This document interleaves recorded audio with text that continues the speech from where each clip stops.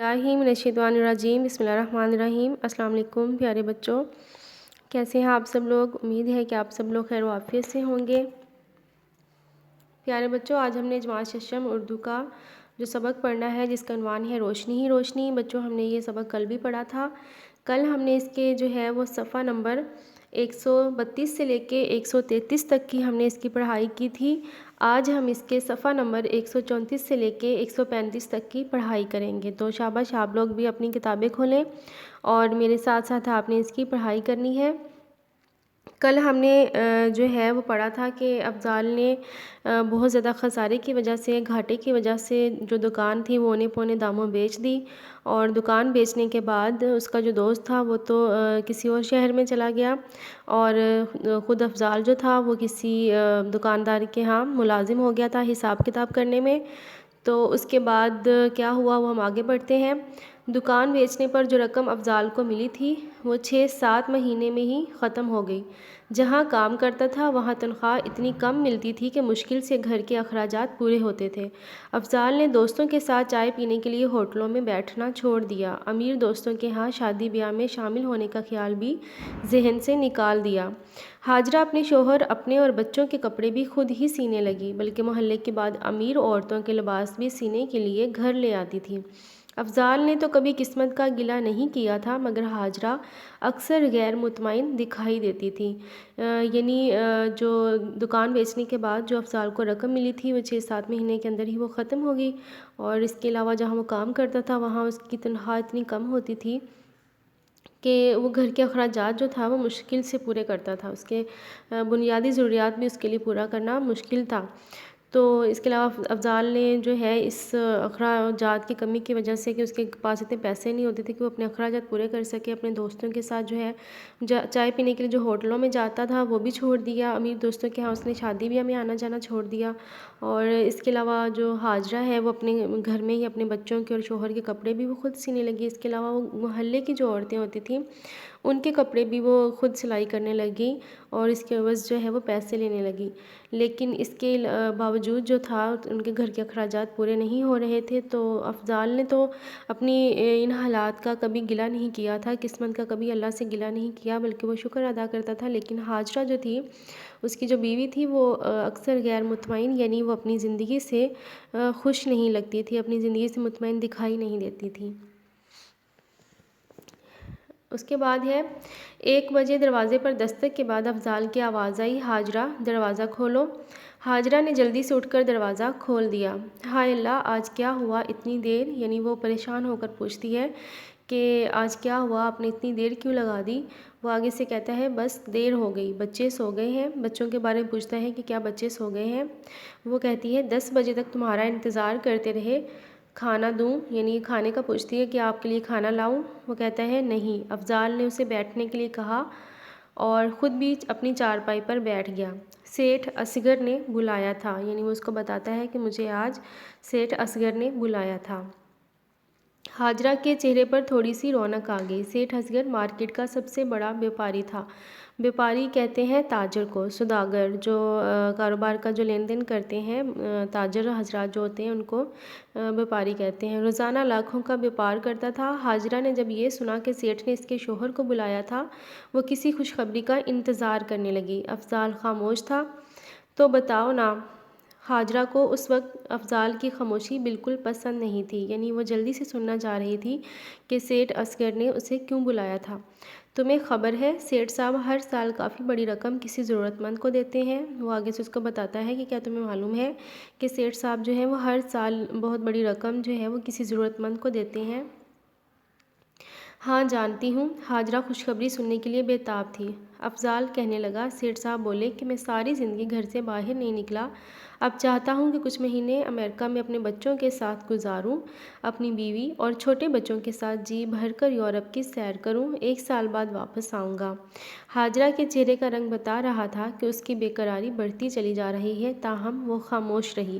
افضال نے بات جاری رکھی، یعنی وہ بہت زیادہ بے تاب تھی خوشخبری سننے کے لیے۔ وہ چاہ رہی تھی کہ اس کا شوہر جلدی سے اسے بتائے کہ سیٹھ صاحب جب جا رہے ہیں کچھ مہینوں کے لیے، وہ اپنے بچوں کے ساتھ امریکہ جا رہے ہیں یورپ کی سیر کرنے کے لیے، تو وہ چاہ رہی تھی کہ اب افضال جو ہے وہ جلدی سے کوئی خوشخبری سنائیں کہ آخر سیٹھ صاحب نے اس کے لیے اسے کیا دیا ہے، کوئی رقم دی ہے یا اس کو اپنے ہاں ملازم رکھ لیا ہے یا کوئی بھی خوشخبری ہوگی، تو وہ اس سننے کے لیے بہت زیادہ بےتاب تھی۔ افضال نے آگے بات جاری رکھی، سیٹھ صاحب مجھے خوب جانتے ہیں، ان سے کئی بار مل چکا ہوں، بولے کہ میں جانتا ہوں کہ تم امداد کے مستحق ہو۔ مستحق کا مطلب ہوتا ہے حقدار، یعنی وہ سیٹھ صاحب جانتے تھے کہ وہ امداد کے مستحق ہیں، حقدار ہیں، اس لفافے میں رقم ہے، لے لو۔ یعنی وہ جو رقم ہوتی ہے اس لفافے میں وہ اس کو دیتے ہیں۔ حاجرہ کی بانچھیں کھل گئی۔ بانچھیں کھل گئی کا مطلب ہوتا ہے بہت زیادہ خوش ہو جانا، بہت زیادہ خوش ہو جانا، خوشی کے مارے جو ہے وہ چہرے پر مسکراہٹ آ جانا کہ آپ کے پورے کے پورے 32 دانت جو ہیں وہ نظر آنے لگ جائیں، پورا چہرہ آپ کا خوشی سے کھل جائے۔ بانچھیں کھلنا کا مطلب ہوتا ہے بہت زیادہ خوش ہو جانا۔ اس کے چہرے پر تازگی آ گئی۔ کہاں ہے لفافہ؟ حاجرہ یہ فقرہ کہتے ہوئے اس تھیلے کو دیکھنے لگی جو اس کا شوہر باہر جاتے ہوئے اپنے ہاتھ میں رکھتا تھا۔ یعنی وہ چاہتی تھی کہ وہ جلدی سے وہ لفافہ دیکھے جس میں رقم ہے، تو اس نے جلدی سے اس سے پوچھا کہ وہ لفافہ کہاں ہے؟ بات تو سنو، افضال نے ذرا غصے سے کہا۔ تو اس کے شوہر نے مطلب اس کی بےتابی دیکھ کر تو اسے ذرا غصے سے کہا کہ بات تو سنو۔ جی بچوں، ہم نے آج اس کی صفحہ نمبر 134 اور 135 تک کی ہم نے پڑھائی کی ہے، تو باقی ہم کل کریں گے۔ اس کے بعد آپ نے کیا کرنا ہے کہ اس کا جو سوال نمبر 1 ہے وہ آپ نے یاد کرنا ہے جماعت کے کام میں، ٹھیک ہے؟ سوال نمبر 1 آپ نے جماعت کے کام میں یاد کرنا ہے۔ سوال نمبر 1 ہے افضال کے گھر کے حالات کیسے خراب ہو گئے تھے؟ اس کا جواب ہے افضال کے گھر بیٹی نے جنم لیا تو وہ دکان جس سے افضال اور اس کا ساتھی چلاتے تھے اس کی رونق نہ رہی، روز بروز گھاٹا بڑھتا گیا اور حالات خراب ہوتے گئے۔ یعنی اس کے گھر جب بیٹی نے جنم لیا تو وہ دکان جسے اس کا دوست جسے افضال اور اس کا جو دوست تھے وہ اس کو چلاتے تھے، پارٹنرشپ کے طور پر تھی ان کی وہ دکان، تو اس کی وہ رونق نہ رہی، اس میں روز بروز جو ہے وہ گھاٹا ہوتا چلا گیا اور حالات اس کے جو ہیں وہ خراب ہو گئے، یہاں تک انہیں اپنی دکان بھی بیچنی پڑ گئی تھی۔ تو یہ سوال نمبر 1 بچوں آپ نے جماعت کے کام میں یاد کرنا ہے۔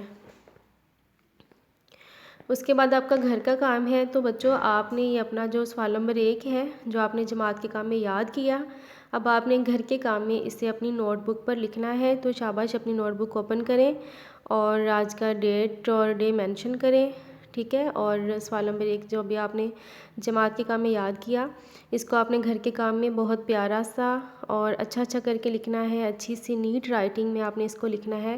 سوال نمبر 1 افضال کے گھر کے حالات کیسے خراب ہو گئے تھے؟ افضال کے گھر بیٹی نے جنم لیا تو وہ دکان جسے افضال اور اس کا ساتھی چلاتے تھے اس کی رونق نہ رہی، روز بروز گھاٹا بڑھتا گیا اور حالات خراب ہوتے گئے۔ یہ آپ نے گھر کے کام میں لکھنا ہے، ٹھیک ہے بچوں؟ اس کے بعد آپ کا جو ونٹر پیک ہے، سردیوں کی چھٹیوں کا کام جو آپ کو دیا گیا ہے، ونٹر پیک، آپ نے کیا کرنا ہے؟ اس کا جو فرسٹ چیپٹر ہے محنت، اس کے جو کوسچن آنسر ہیں اور جو الفاظ جملے ہیں وہ آپ نے سیپریٹ رجسٹر پر آپ نے یہ لکھنے ہیں، ٹھیک ہے؟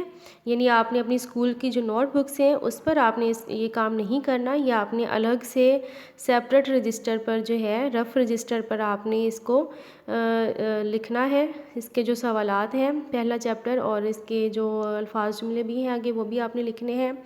سوال نمبر 1 ہے جو لوگ محنت نہیں کرتے انہیں کیا نقصانات اٹھانا پڑتے ہیں؟ تو بچوں آپ کو یہ میں پڑھا چکی ہوں، آپ پڑھ چکے ہیں، ہم اس کی ریڈنگ بھی کر چکے ہیں، اس کے کوسچن آنسر پہلے یاد بھی کر چکے ہیں، آپ اس کا جو ہے وہ ٹیسٹ بھی دے چکے ہیں۔ آپ کو اچھی طرح پتہ ہے اس چیپٹر کے بارے میں کہ ہم نے محنت کے بارے میں کیا پڑھا تھا کہ محنت نہ کرنے والے جو ہیں وہ کیا نقصانات اٹھاتے ہیں۔ تو اس کا جواب ہے اگر محنت نہ ہوتی تو ہمیں کسی کام میں کامیابی نہیں ملتی اور ہمارا ملک کبھی ترقی نہ کر سکتا، محنت کی برکت سے ہی تمام کام ہوتے ہیں۔ سوال نمبر 2 ہے محنت کے کوئی 5 فوائد تحریر کریں۔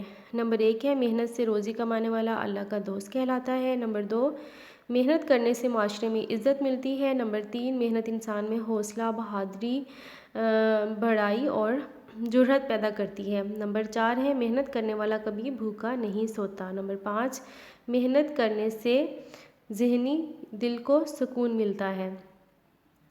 سوال نمبر 3 ہے، جو لوگ محنت نہیں کرتے انہیں کیا نقصانات اٹھانے پڑتے ہیں؟ جو لوگ محنت نہیں کرتے وہ معاشرے میں برے سمجھے جاتے ہیں۔ محنت نہ کرنے والا ہمیشہ لوگوں کا محتاج ہو کر رہتا ہے، ٹھیک ہے۔ اور جو لوگ محنت نہیں کرتے انہیں کبھی عزت نہیں ملتی، اور محنت نہ کرنے والوں کو سکون نصیب نہیں ہوتا۔ تو بچوں یہ سوالات آپ نے جو ہے وہ سیپریٹ رجسٹر پر کرنے ہیں۔ اس کے بعد آپ نے یہ جو الفاظ جملے ہیں یہ بھی آپ نے اسی رجسٹر پر جو آپ نے سوال لکھے ہیں آپ نے یہ الفاظ جملے بھی لکھنے ہیں۔ پہلا ہے بشر، بشر کا جملہ ہے، بشر کو بڑائی محنت کی وجہ سے ملی۔ کیمیا، کیمیا کا مطلب ہے جابر بن حیان مشہور کیمیا دان تھے۔ اس کے بعد ہے اکسیر، اکسیر کا مطلب ہے محنت بہت اکثیر ہے۔ سنسار، سنسار کا مطلب ہے سارا سنسار محنت کی وجہ سے ہے۔ شان و شوکت، شان و شوکت کا جملہ ہے محنتی انسان شان و شوکت سے رہتا ہے۔ آپ اس کے علاوہ بھی بچوں بنا سکتے ہیں جملے، اس کے بہت سارے بن سکتے ہیں اور اچھے اچھے بھی بنا سکتے ہیں۔ اگر آپ یہی کرنا چاہتے ہیں تو یہ بھی ٹھیک ہے۔ اس کو آپ نے لکھنا ہے سیپریٹ رجسٹر پر اور ان کو یاد بھی کرنا ہے اچھے سے، ٹھیک ہے۔ اس کے بعد آپ کی جو ڈائری ہے وہ یہ ہے کہ سوال نمبر 1 آپ نے جماعت کے کام میں یاد کیا اور گھر کے کام میں آپ نے لکھنا ہے، ٹھیک ہے۔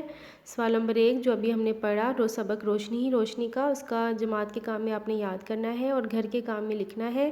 اس کے علاوہ سبق فخر پاکستان ڈاکٹر عبدالقدیر خان کا جائزہ تیار کریں، ٹھیک ہے۔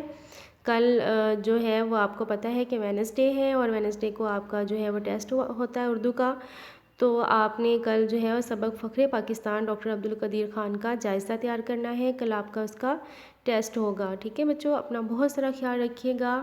اللہ حافظ، تھینکس فار واچنگ۔